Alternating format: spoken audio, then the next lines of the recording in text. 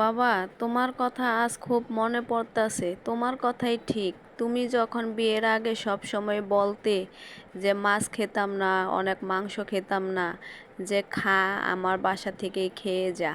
কখনো যদি স্বামীর বাড়ি যাস, হয়তো শ্বশুর জামাই হাত ভরে ব্যাগ ভরে বাজার আনবে, কিন্তু তুমি দেখবা, রানবা, কাটবা, সব করবা, কিন্তু ভালো একটা মাছের মাথা, হয়তো মাংসের একটা পিস তুমি খেতে পারবে না মনে চাইলো।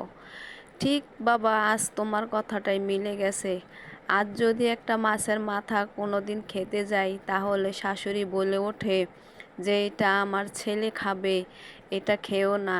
ভালো একটা মাংসের পিস যদি খেতে যাই, তাহলেও বলে ওঠে যে এটা বাড়ির বউদের জন্য না। তোমার কথাগুলো যে বাবা বাস্তবে এইভাবে মিলে যাবে কখনো ভাবিনি। সেলুট বাবা তোমাকে।